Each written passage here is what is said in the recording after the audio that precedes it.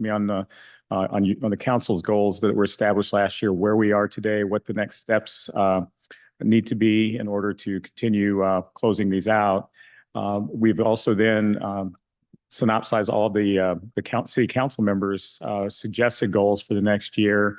And we'll go ahead and work our way through those. There's only a few new topics of discussion, so that'll be great. Anthony's going to keep us on point today, and we're going to start off with each one of the department heads coming up to address the goals individually and making sure that you're comfortable with where we are and if you want to make any changes. Thank you, Mr. Heilman. Madam Mayor and City Council, I will begin today's presentation with Eric Seha, who will cover the first 3 goals.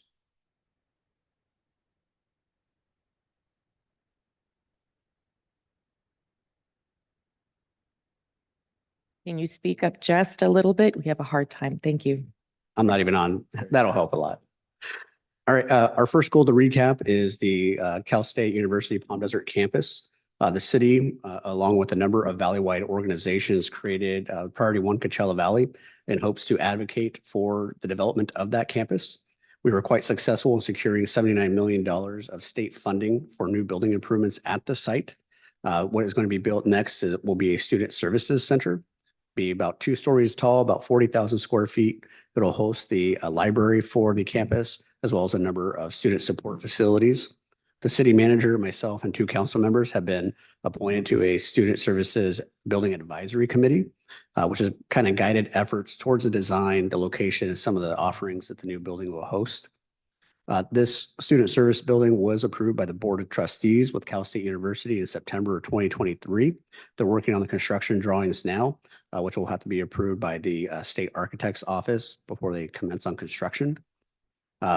Right now, the advisory committee with the design for the building more or less approved is exploring fundraising and sponsorship opportunities for new and other site improvements for the campus, including possibly a new clock tower. Right now, the plan for the student services building is anticipated to begin construction in summer of 2025, and the building would be occupied in 2028. One of the other city council goals from last year was to develop a strategy for the sale of the undeveloped parcels at Desert Willow. The city council had taken a number of actions to have staff release notice of availabilities for the remaining parcels C, D, and E, which remain undeveloped at Desert Willow. We are going through right now the state surplus land act process on those parcels and hope to have something for city council to review later this quarter for 2024 that would ultimately need the county oversight board as well as the housing and community development approval from the state. There's 2 other parcels at Desert Willow. One is parcel A. This is a parcel the city is looking to acquire for new public parking and open space opportunities at the just north of the clubhouse at Desert Willow. We hope to close this process with the county and housing and community development later this year. And we've also completed our sale and transaction of parcel B to the Desert Serve project.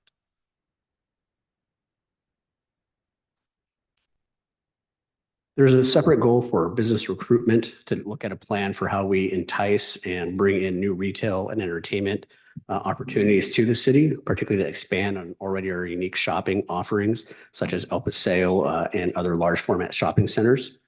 We first attended the International Council of Shopping Centers to vet many of these firms. Ultimately, a contract through the RFP process was awarded to the Retail Coach just in November of last year. And right now, the Retail Coach, which have met with city staff, as well as members of a subcommittee, have initiated a number of studies to look at psychographic profiles, a gap analysis, competing community analysis as well. These studies are already underway. Many will be available by the end of March. And there's a number of studies that are also in process. Right now, we're working with the Retail Coach on a strategy for the upcoming ICSC in Las Vegas, identifying potential businesses that would be interested in our community and developing a strategy to attract them to Palm Desert. I now turn it over to Richard Canoni. Good afternoon. Just to recap some of the goals related to the planning efforts in the North Sphere. two major accomplishments I wanted to provide some additional information on. Obviously, we awarded the objective design standards to JKA Architects earlier in the year. Happy to report that the Planning Commission considered that item last night and passed it 4-0. We had one member recuse. So we are anticipating bringing that forward to full council for consideration of first reading on March 14th. And if passed on that evening, we would schedule second reading for the 28th of March. 30 days after that, the ordinance would be in effect. So we're looking at having those objective design standards in place, hopefully right at the beginning of May. There were no major changes as a result of last night's Planning Commission input. We have a few little clarification items that we're in the process of updating through an errata sheet that we'll present on the 14th. But overall, we believe it was very successful and hit a lot of the items that the community requested. I think we have over 100 and some pages of design standards. So the consultant did very well in both understanding what our needs are, listening to the boards and commissions, as well as the community's input. So we feel we have a pretty successful document. Obviously, it's a living document, but a very good one moving forward. In addition, as you're aware, we did bring forward in October amendments to our land use table for personal self-storage, making that now a conditional use, as well as providing for additional standards to allow for golf cart sales, both updates to that use table and development standards. And in addition to that, while it wasn't in part of the CBRE study, we did also include an update to allow for the animal clinics within the downtown. So that was all successfully done in October. For our next steps, the UNSP project, we have awarded that contract with Interwest and have kicked that off. So we're in the process now of really doing a lot of that data and background research and looking at just how we adjust the development acreages in that 170 acres. So we have roughly 1,200 above market units, 300 affordable units that have been assigned to that area, the 40-acre park, as well as some commercial acreage and right-of-way dedication. And so we're doing a number of analyses now based upon what's in the current plan, what's in our general plan, and different ways to kind of structure that. And so it's very data intensive right now, and the stuff that planners really like. But we are looking to try to synthesize that and hold our first community outreach meeting either late March, early April. I think the other part was an additional market study in that area around Frank Sinatra to really look at what retail uses could be supported as we continue to grow in the North Sphere. That's it. The next section will be Mr. Heilman.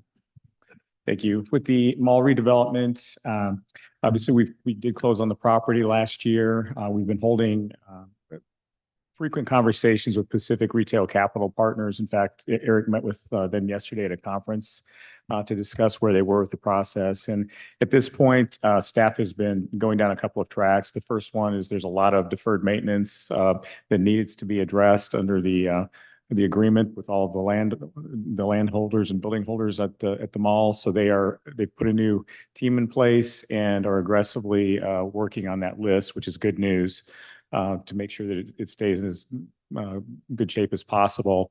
We have also learned that the Pacific Capital is just now kicking off their planning process for how they'd like to redevelop the mall site. They do have the initial high-level concept plan that the city put in place that identified what type of market uses we think there are on the site. We really haven't heard much disagreement from them in terms of where the market is.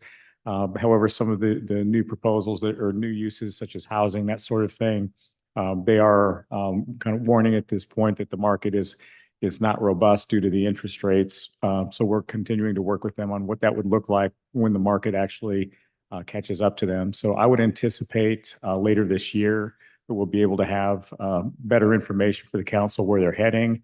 We've encouraged them that, given the roles of the other property owners in the city, that frequent updates would be a good idea to try to make sure that we're accumulating public input as soon as possible along the process, because that is going to be the big issue here. We've had so far, it's been a very easy relationship. They're on a 5-year timeline, shot clock basically, to have the property entitled and closed on and start the development. So I would expect later this fall and early into the first quarter of next year, those conversations will start with the council. The conversations that we've had and the comments that we've had from council in terms of things that you might like to see, that information's all been relayed by Eric to the development team. They've heard it, and so now it's a matter of taking that feedback into consideration with the contractors and developers that they might be partnering with to redevelop the site. So we're in a holding pattern for about the next 8 or 9 months, I would say. Next section is back to Eric Seha. Yep. Another goal was the broadband master plan. We did contract with HR Green in early 2023. We are nearing the completion of that process and hope to be back to City Council for adoption of a plan next month. But to date, there's been a number of outreach efforts to the community, a number of exploratory measures to look at broadband from the state's level to what maybe regional governments like CVAG may be offering. And really to ultimately where we've been is, are there actual partners out there for the city that could help build out our network? And the network that we're looking at as part of this plan is a middle mile network. It really creates a loop throughout the city along Highway 111, up to Cook Street, down Monterey, ultimately around Gerald Ford Drive to connect to the sheriff's substation, as well as a separate section that would go south along Highway 74 to connect to Southern Palm Desert. Our next phase with this, once our plan hopefully is adopted next month, we will release a new request for proposals to identify partners for implementation of that plan. And then we're also doing a number of grant research to help build out this network. I'll turn it over to Amy. Good afternoon. Environmental initiatives has been an ongoing goal since 2022, sorry. In August of that year, the City Council adopted Environmental Initiatives Plan, which serves as a comprehensive list of ongoing sustainability-related projects currently in progress by the city. The plan is revised quarterly to include new projects and updates to those that are underway and have been completed. Accomplishments this year, the City Council was recently provided with the Q4 2023 report outlining progress on numerous projects from the plan's inception through the end of 2023. While there were several major accomplishments, a couple noteworthy ones were completion of the turf rebate partnership with CVWD, which resulted in 883,000 square feet of turf conversion for 297 residential projects and 63 commercial projects, and adoption of an ordinance banning Mylar balloons in city parks. As for next steps, some upcoming projects include working with the Resource Preservation and Enhancement Committee on drafting a work plan of priorities and initiatives for the upcoming year, providing education to the public on various rebates available for water efficiency, energy and efficient appliances, and gas-powered garden equipment, a plan for electric vehicle charging station upgrades and expansion, adoption of an artificial turf policy, and potentially hiring a consultant to develop a climate action plan utilizing grant funding received from the Department of Energy. So staff will continue to seek grant funding for environmental initiatives and look at partnering on regional sustainability efforts when appropriate. And we will continue to be mindful of council's continuous goal of sustainability. With that, I will turn it back over to Martin Alvarez. Good afternoon, Mayor, members of the City Council. I want to give you a recap on the North Sphere Park planning process that we've endeavored over the last year. As you know, we've basically reached out to a lot of the stakeholders, a lot of HOAs, a lot of community groups, schools, to get input onto what we would need to plan for parks in our north area. As you know, we have 2 parks that we have planning in process. 27-acre park off of Dinah Shore and Pacific, back behind the Genesis HOA area. And then also we're planning a regional park off of Frank Sinatra and Portola. So over the last year, community outreach took place with some community open house meetings. The conceptual designs were taken and presented to all the stakeholders, HOAs, and also to all the city commissions and committees. We got a lot of valuable input. All that was synthesized and produced a conceptual design. That conceptual design was presented to City Council in December, and that was approved by you. The next steps for that part of the project will be basically completing the construction drawings this year. And by the end of the year, we hope to have a project ready to be out for construction. So hopefully by this time next year, we'll be fully under construction for that 27-acre park. In terms of the regional park, which is what 35, 45 acres, 40 acres that we're planning as well, we're working with planning department to strategize in terms of where that's going to be located, how that's going to fit into the university neighborhood specific plan. And we're also working with obviously our consultants, IntraWest, to finalize that location, the size, so that we can continue to get that input from the community in that area as well. So I don't know if you have anything else to add to that process, Richard. No, the only thing I'll add is one of the positives with ended up having InterWest, their planning group working on the UNSP update. We were actually able to reduce the overall cost of our contract that we were anticipating. Obviously, community meetings, there's a lot of consultant time that goes into that. Given that the park is a huge component of that UNSP, while we will have separate meetings specific to the UNSP, a lot of the, we were able to work with the park consultant group to combine a number of meetings, community meetings, as we talk about the park, what will be in the park, and that interconnectedness within the remainder of that 170, but also to the surrounding neighborhood. So we were able to have a little bit of economy of scales on that. Next up is Mr. Escobedo. Mayor and Council, on public safety improvements, in the last year, the City Council approved the agreement for the construction of the fourth fire station. The fourth fire station will be brought online fall of next year. Additionally, we have phase 2 of the ALPR camera system that was brought online. That brings our count to 102 cameras. Most recently, the council approved phase 3 of ALPR, and that's cameras specifically for the El Paseo Business District. Those cameras will be installed later this month. Additionally, the council approved a new 3-year agreement with the Sheriff's Department for law enforcement services. We learned a lot from Tropical Storm Hilary, and so it's provided us an opportunity to bolster our in-house emergency services program.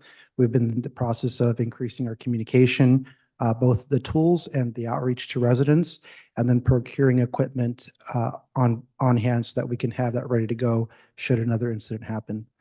This next year, we're looking to continue to refine our ALPR metrics. We've been publishing the data sharing report monthly as it comes in. Additionally, we're going to be revamping, as I just mentioned, we learned a lot from Tropical Storm Hilary, bringing a more robust plan to council for consideration in terms of all the things that we're doing to enhance our services. And then as of late, we received input and requests for a review of additional traffic enforcement and law enforcement resources. Right now, we're in the process of working with Lieutenant Porras to collect the data and formulate recommendations to the council for consideration in this upcoming budget process. So with that, I'll turn it over to Jess.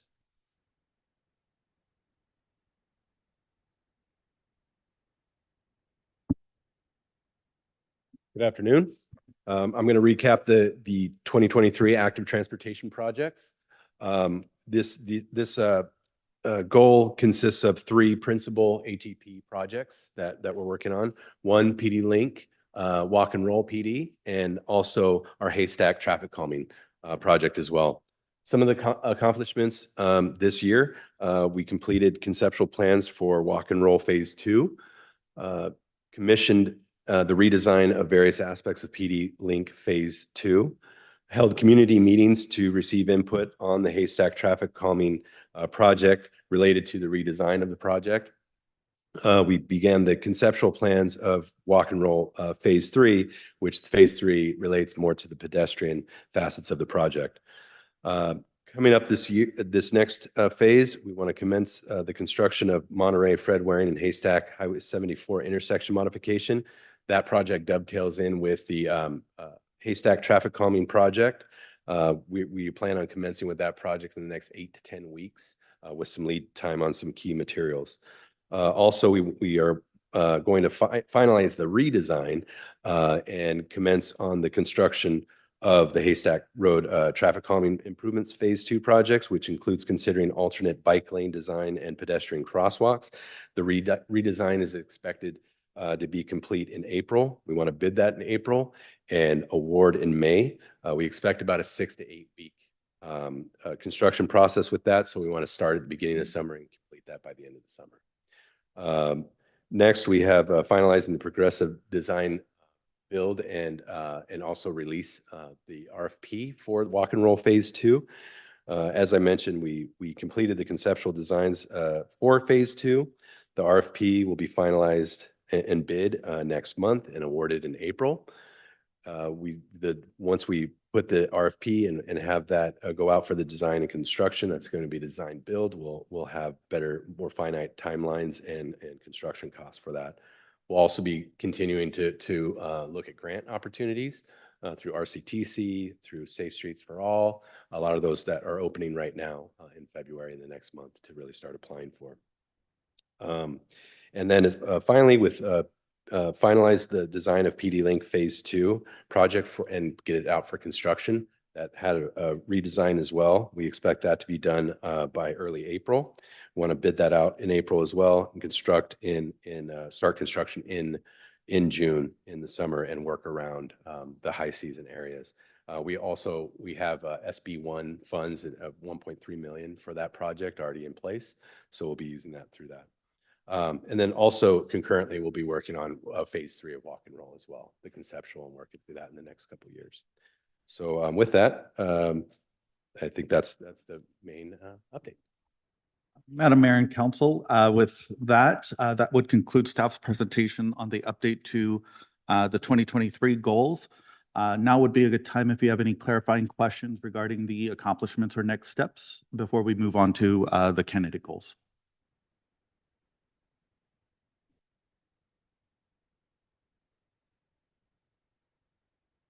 Okay, so I have a one question regarding the broadband. And the loop that HR Green has proposed, and it made sense, we all got to see it, it's almost identical to what Spectrum has currently. Have they seen what Spectrum's loop is like? Yeah, HR Green has been coordinating with and reaching out to all the service providers that are out here in the Coachella Valley to understand how their networks will be built out. I don't know if they've seen this exact Spectrum layout, but we can follow up with them on that. They have met. Okay, because it is almost exactly the same. And I'm just wondering, is there an opportunity to run conduit, run fiber in theirs? And, at one point I recognized that they were very covetous of their fiber and conduit, but I think there's been a shift in thinking because of all the programs regarding broadband. So I think it's in our best interest to take a look at Spectrums before we incur more expense than we may not need to incur. We'll certainly reach out to them. Great, thank you. Perfect, thank you. On the business recruitment program, just remind me if you could, the dollar amount of our contract with Retail Coach. For this first year, we're at a contract of $55,000.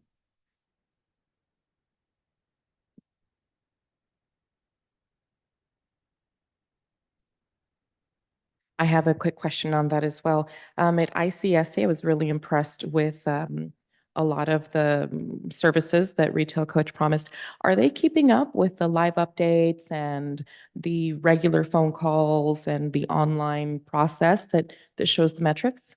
Yes, absolutely. we met with them just this year on 3 separate occasions.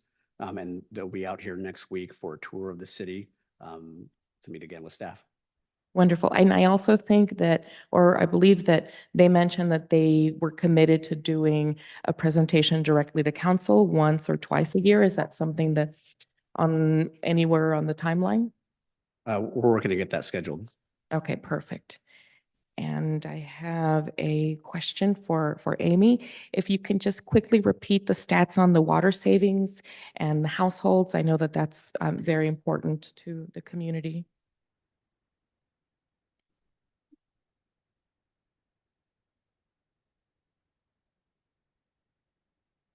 I do have that right here. Thank you. The water savings, the total turf converted was 883,286 square feet. Okay, can you repeat that? And- I'm so sorry. I'm still taking. Sorry, it's 883,286 square feet.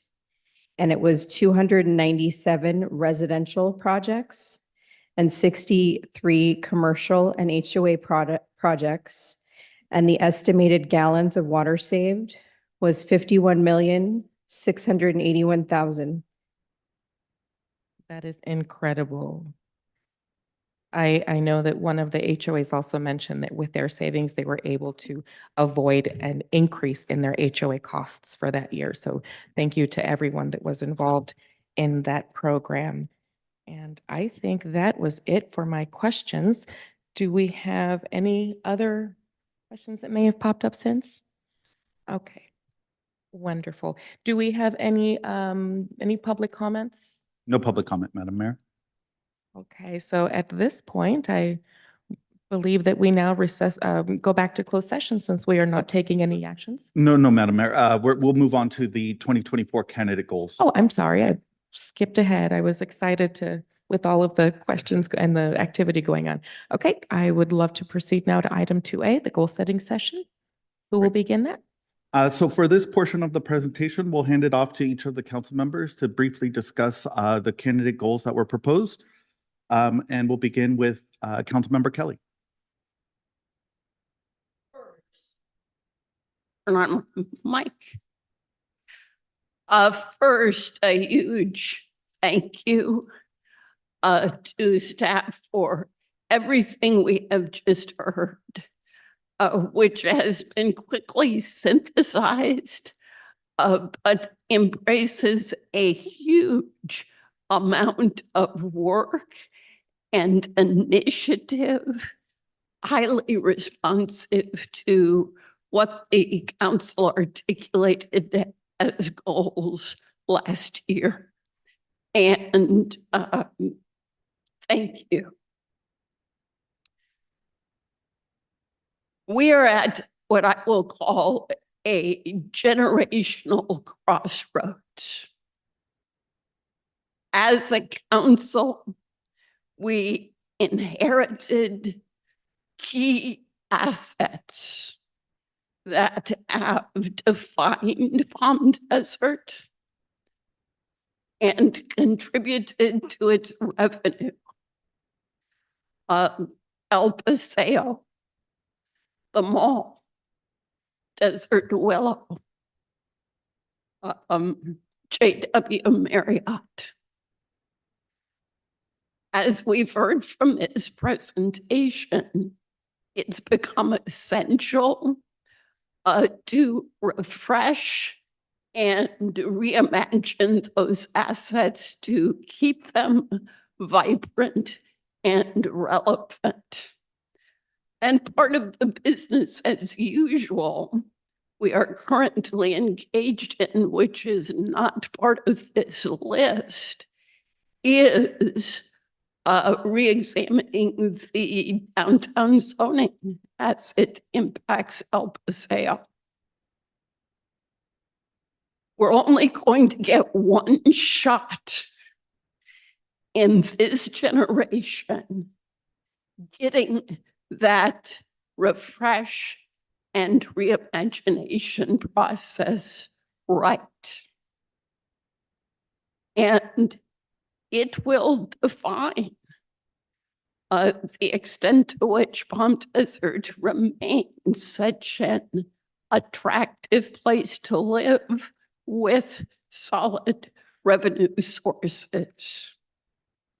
So I thought it most important to put the spotlight on making sure we complete this process of refreshing and reimagining with our citywide values always forefront in our minds.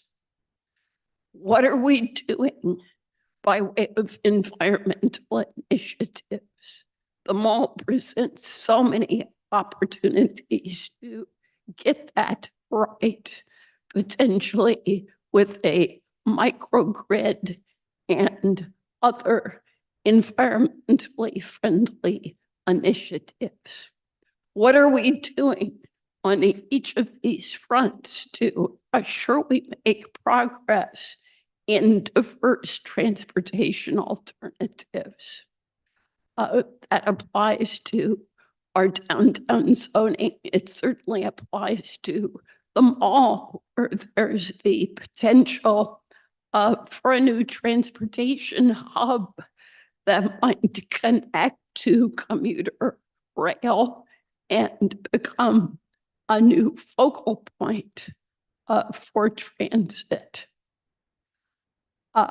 What are we doing to enhance connectivity? And the last, what are we doing, all feature really warrants elevation in our discussion. And that is, what are we doing to promote unique, I put that in italics, unique retail and recreational offerings? Historically, we have not just barred drive-throughs in the core of the city because we are against something.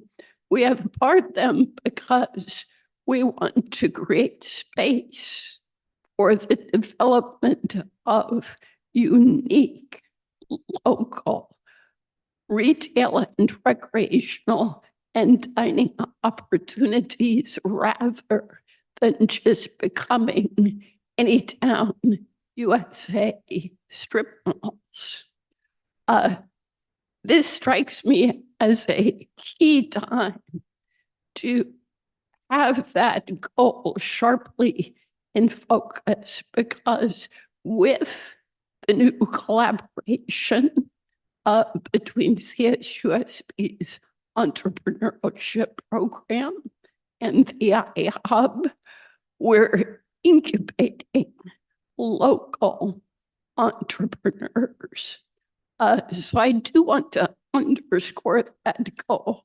What we're doing with ICSC is terrific. What we're doing with Retail Coach is terrific, because unique local offerings have to be supported by some national brands. But let's continue to strive to make Palm Desert a special place to live or visit, so that folks want to come back for something that can't be experienced elsewhere. Thank you very much. Next council member will be, I'm sorry, Councilmember Nastandi. Thank you very much. So the goals that I picked for 2024 actually could have the heading economic development just as easily. And just a little bit of history. One of the reasons I wanted to run for city council some years ago was to think of the future and our young people, to keep them, once they go off to school or go to a tech training school, that they could stay and live where they grew up. And so often our young people go away. I'm a prime example. My adult children, now they found jobs out of area. So my goal really has been to try to create economic diversity on the council. And I know we have so many other issues besides just economic diversity, but the goals I did pick relate to it. And CSU Palm Desert Campus, education is the foundation. With good educational programs that bring students here, it brings businesses here. So as we grow our technology education department, right now we have cybersecurity, but as we can grow these programs, then the businesses will also come, because a lot of businesses want to make sure there's a workforce here before they move here. So if we want to make this a tech hub, we really need to also, while it's great, we have this student services building, that's fantastic. I also think we need to really focus on the educational programs and also making it easier for students to enroll in CSU Palm Desert Campus. I can remember our former city clerk, Rochelle Klassen. Her son was in the military and had taken some coursework, but was denied access into our local Cal State University Palm Desert campus because he was missing a few courses. And I did bring that up to the chancellor, but I don't believe we've made much progress there. So I really think we need to focus also on the educational programs and the entrance policies for not just new students, but transfer students. And then moving on to the annexation of the North I-10, I also believe, and this is probably a 10-year down the road goal, but I believe the city needs another designated area where business can incubate together. And I know we have the business district on El Paseo, but that's more 1 and 2 story, and it's El Paseo shopping and your small businesses. I see north of the I-10 as another downtown core for Palm Desert at some point. And we have the arena over there already, and that area is going to continue to grow. And if we want to be a part of the decision-making, I believe it benefits the city to look into annexing the north of the I-10. And lastly, the mall redevelopment, Councilmember Kelly already touched upon it. I agree with everything you said on it. And it, again, is a very important part of economic development for our city. There we go. Next up is Councilmember Truby, and yours are on 2 slides. So let me know when you would like to go to the next one. All right, perfect. Thank you. I actually intentionally chose goals that are modest and achievable and are, in fact, already underway. Traffic enforcement, that was based on a lot of feedback I was getting from residents about speeding, red light running, that sort of thing. I understand public safety. We're already looking into adding hopefully more motorcycle cops, moto cops. Is that what the shorthand is? And actually, after having discussions with both retired and current law enforcement, it turns out motorcycle cops are effective in some ways, more effective than patrol cars and other forms of law enforcement that we could think about, patrol cars, et cetera, because they do tend to get to the scene of any issue more quickly. And I think that'd be a great investment for us to invest in motorcycle sheriffs. So I know it's, like I said, it's already on the way. Good stuff. Farmers market, just a big believer in it. It's already in the general plan. Healthy choices for our residents, alternatives to the, what you see in the grocery store, et cetera, et cetera. I was over there actually just before I came to the meeting today, and lo and behold, it's actually doing quite well. Foot traffic is already up over at the Wednesday market. I haven't been to the Sunday one in a while, but I would like to see that continue to flourish. I think it's just a great reflection on the community if you have a healthy and thriving farmers market. And I guess we can go to the second slide. Number 4, I know we already pulled that one because anyway, so we can ignore number 4 if you don't mind. I think that's more of a long-term project. Assessment on our spending on consultants. Again, this is something pretty simple and could probably could have been achieved with just a request for action at a council meeting, but I just, again, wanted to put this in the goals to get it done. Want to see trends on spending on consultants. Again, it was something that was brought to me by residents. I'm curious. And again, first year on the job, I want to just see what we were what's been the 5 to 10 year trend in that area. The other thing is I intentionally chose goals that are, like I said, modest and achievable because after my first year on the job, I do realize staff has already works pretty hard, has a lot on their plate. B, things come up over the course of a year that you hadn't anticipated anyway. That will take staff's time. And I think the continuation from 2023, a lot of those goals are worthwhile, excellent. I didn't want to pile any more big long-term goals on the plate of our staff. And I also agree with what Councilmember Kelly mentioned about taking the existing goals and working on those. I think we already have a ton on our plate. So I hope everybody likes what I did, and there we go.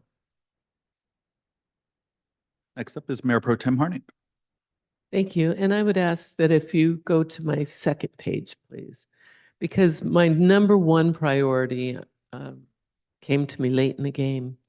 And the number one priority to me is the sales tax initiative. Because with all these other goals, and I specifically look at the big goals, I believe what we're doing is not for next week. What does it look like in 5 years and 10 years? These are big goals for the city to make sure it remains viable and it remains healthy. And none of the things that we're trying to do can be done if we don't make sure we have the funds to achieve them. And so when we talk about whether it's broadband, mall development, the new fire station, looking at our CSU or our environmental issues, public safety can't be done unless we have funds. So my number one priority is making sure that we work hard to educate our community how important this is so that we can remain strong, we can remain solid. And when those emergencies happen, like we have seen recently, or in the last 4 years actually, between COVID and Hillary, we're prepared. We have the funds to take care of our community in the best possible way. So that is my number one priority. Then when I look at number 3, and you can go back if you don't mind to the previous slide, those are all currently in play. And I agree with what Kathleen said. What we're looking at is continuing. And as we went over everything we've achieved in 2023, there was the next column that said next step. So those are ongoing goals for the city, whether it's the CSU or the mall, broadband. Those are things that we continue to work on. It's not that we need to introduce these as new goals. We just need to keep our head down and keep the work going because we've achieved so much on those.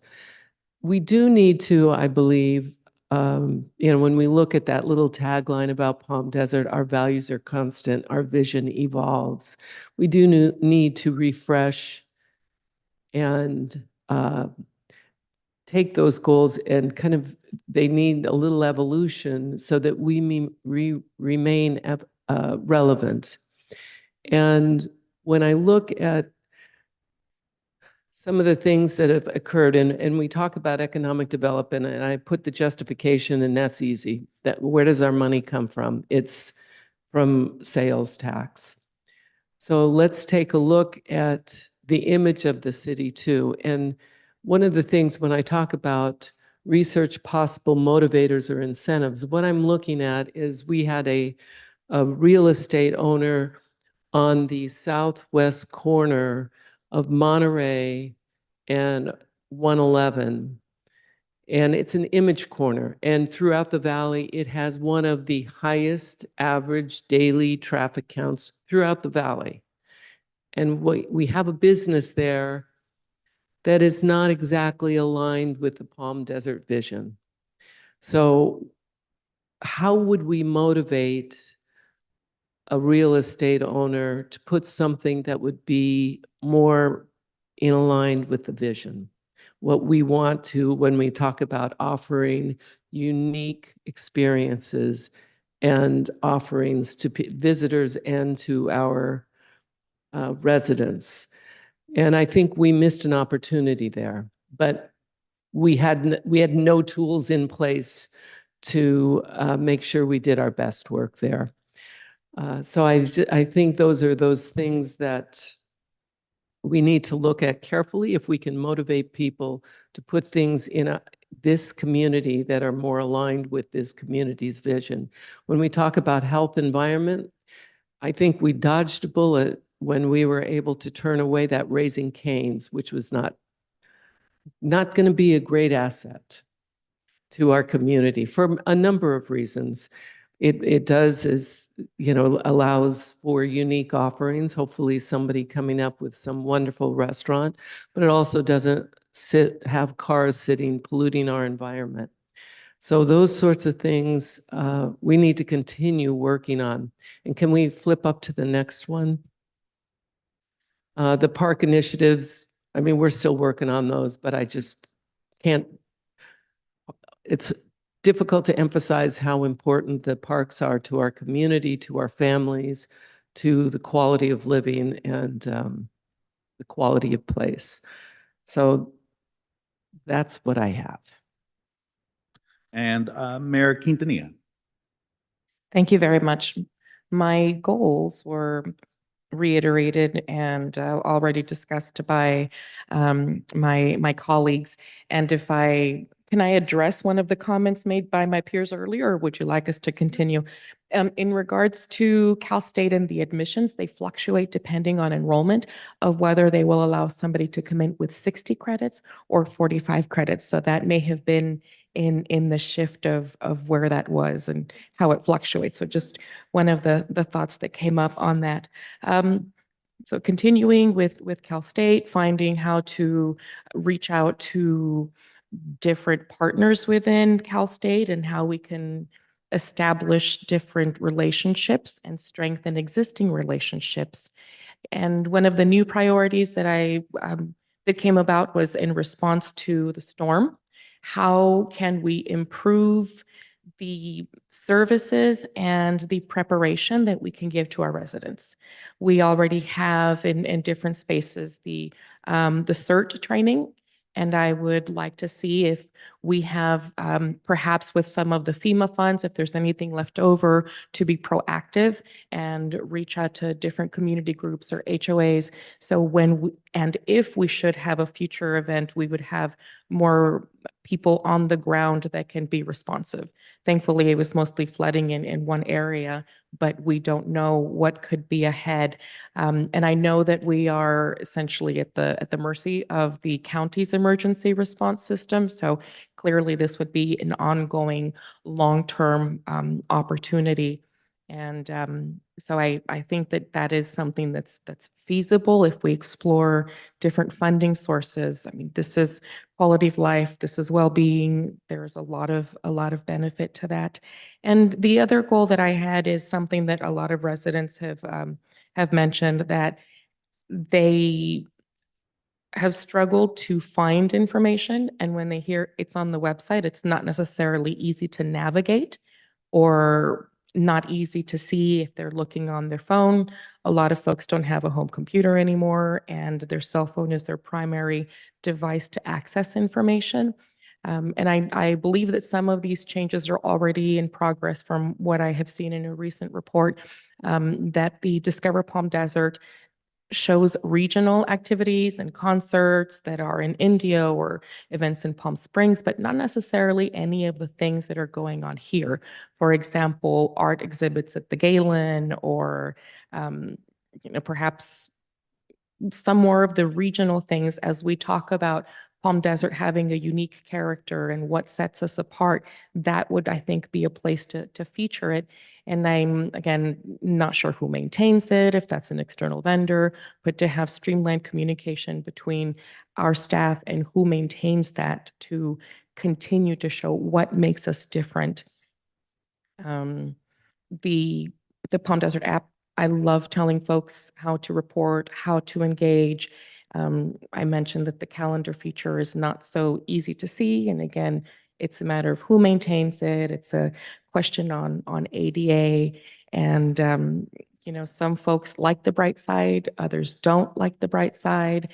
Our business owners, I believe, they may not even be getting it because my understanding is a lot of this goes to residential addresses. So if we have a business owner that lives in Cathedral City or La Quinta, they may not be getting that same information. So I would like to request that this be either distributed to the Chamber of Commerce and ensure that they're sending electronic copies, or how we can make sure that our business owners are able to highlight what's going on as we discuss economic development and keeping them on board. I know the format has been something that residents have said there's a lot of ongoing standard information that's there that would be easy for folks to find on their own. One example is, do we really need to schedule or highlight specific events at the Living Desert, where if we saved some of that space, we would have additional opportunities to highlight some of the things that are missing on our calendar.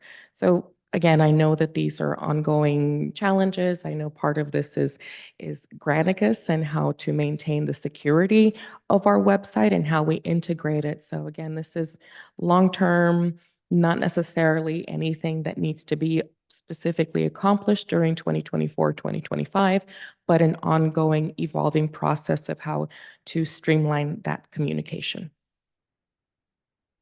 Thank you. With that, Madam Mayor, this is at a glance summary of the goals that have been submitted. And at this time, I'll be asking for any council deliberations and feedback on what goals should be continued as a priority for the coming year. Mayor? Absolutely.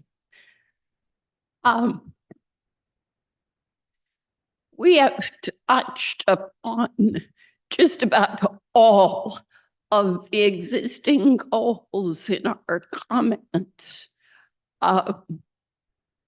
We haven't featured active transportation, but that's a front where there's so much more to be done, recognizing the great start we've made. Phase 3 walk and roll could easily be followed by phase 4 and phase 5 because there are so many parts of our city that are not blessed with sidewalks. The one current goal that we might take a look at removing because of where we are in our progress is number 4. The upcoming steps indicated that the council will be asked to approve the master plan in March. That means the policy work will be set in place and will be in implementation mode. So the work of creating the master plan is nearly complete. So I would suggest we could probably delete it as a stated goal.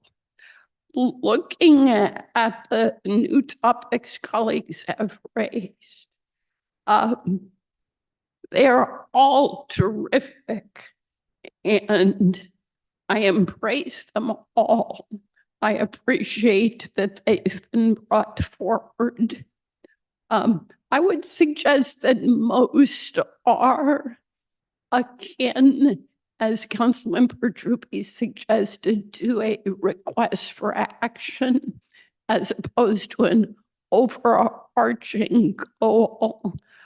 And we could certainly embrace them as requests for action with some continuing reporting of progress.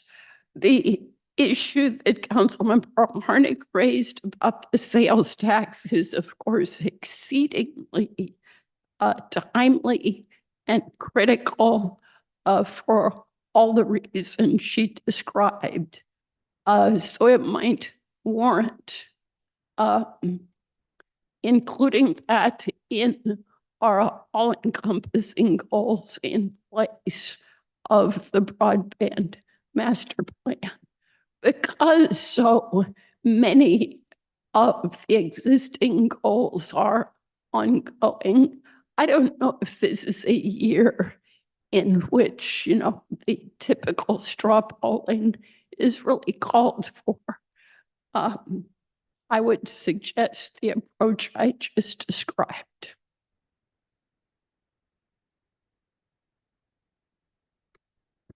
Actually, I agree with Councilmember Kelly almost all the way down the line. The interesting thing about doing this exercise annually is that so many of these goals are multi-year projects. The mall, obviously, as Todd mentioned, is going to be what, about a 5-year project to get that done. So I like the idea of not piling on too much more, going with the existing.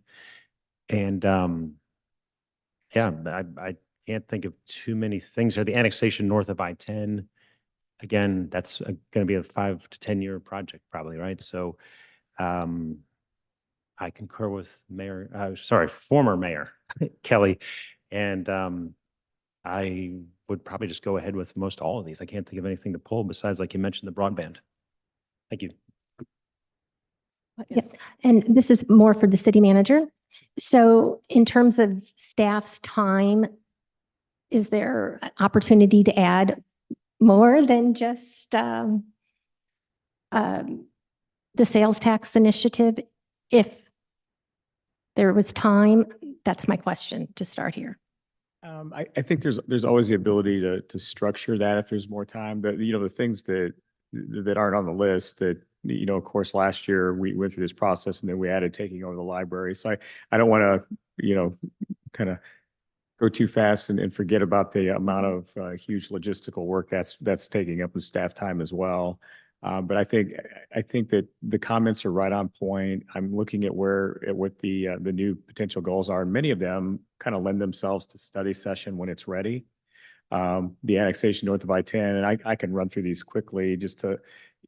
We've already, we're in active negotiations or discussions anyway with IID in terms of bringing power to the north end of the community, which also affects that area north of I-10. They cannot develop because of infrastructure issues, some drainage issues, but most electric issues. So once we have a proposal to bring forth, that's going to significantly address that question, whether it's worth pursuing or not. So I'm hoping in 2024, we've got much better data for you as we're working through that business plan.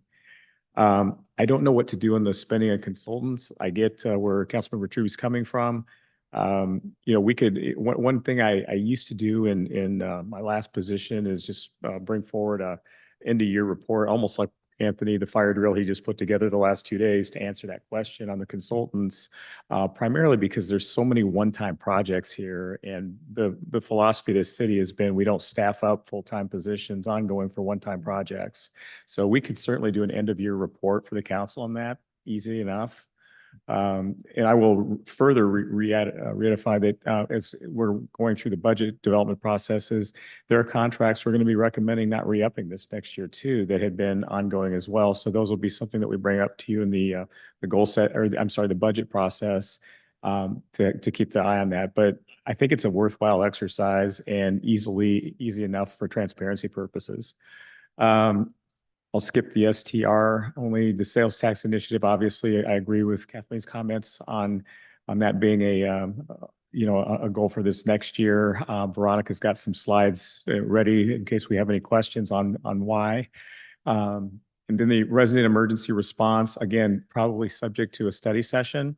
Chris and Daniel Hurtado are working on managing that list of the lessons learned from Hillary.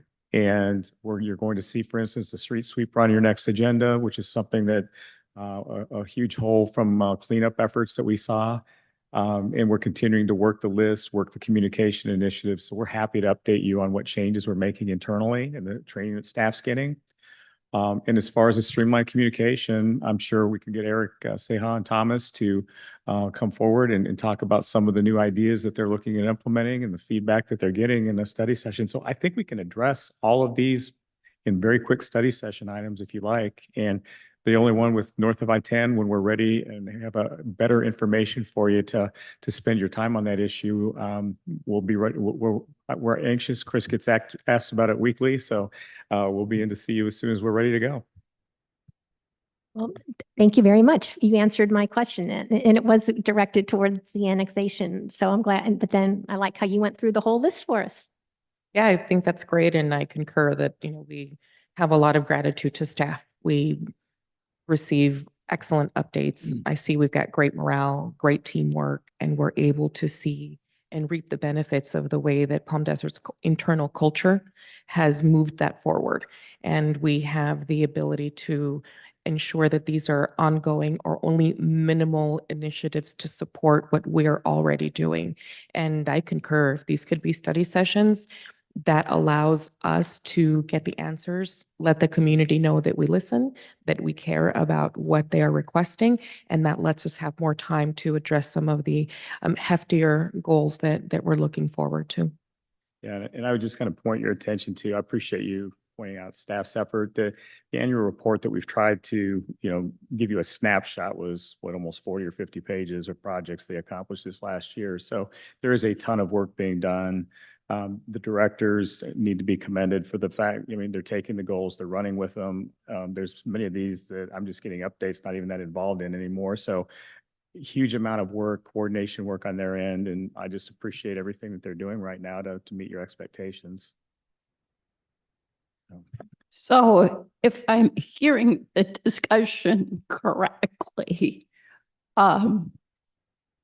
we could replace broadband master plan with the sales tax initiative and treat the other items as requests for action with a report at a study session. So I don't think we need to do any polling. Agreed. Since that we've landed on that solution. I think for the sake of full transparency and having this be the opportunity, are there any major objections? To be sure, just to double check. Sounds good to me. Perfect. So, Madam Mayor, staff's got your direction. Broadband master plan will be replaced with sales tax initiative. I did want to get some clarification on environmental initiatives. Harnack had proposed health and environment. Would you like to change that to health and environment or leave it as environmental initiative?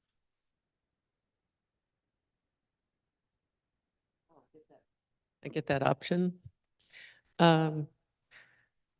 It can just be environment. I think, when we improve our environment, we improve our health. So it's one and the same. Okay. And with that, the next steps will be to bring forward a resolution for you to adopt at the next meeting in March, or if we can get it done today. And for adoption, and we'll also take a look at the descriptions for each of the goals to see if they need to be refreshed. By all means. All right, I just noticed my farmer's market. Where's the farmer's market and all this? I mean, it kind of fits under Jan's health and environmental, really, I know it's sort of underway. It is. We're working on an updated study session for council, just in terms of additional sites potentially. Oh, yeah, right there. I've asked Eric to give us some recommendations as far as options after he communicates with the two markets, just to see if they see the need for any changes. So your last request for the update to council seems to have calmed things down. But if there's any other changes that they're seeking, we'll bring them back to you. And I apologize. I just realized, thanks to Ms. Harnack, that it's in number 2. The economic development projects is right in there. So my apologies for not putting on my glasses. I think if we're concluding, do we have any public comments?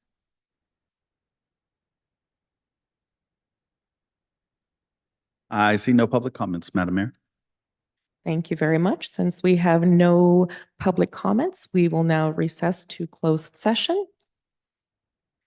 I think that's a wonderful idea. How about we take a Would you like a 5-minute break or 10-minute break? It is right now 1:06. Okay, a 10-minute break. Okay, 10-minute break. So we will come back at 1:06. Thank you.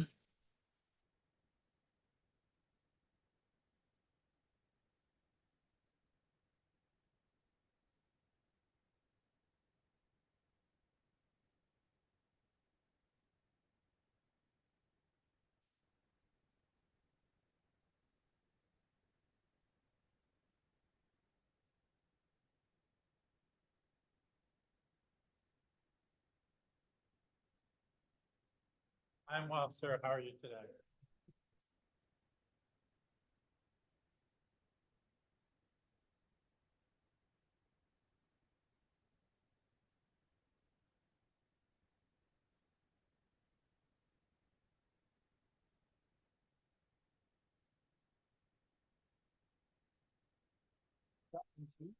Well, yeah. Really? I really like it. I want It was 500. You should tell me to buy two.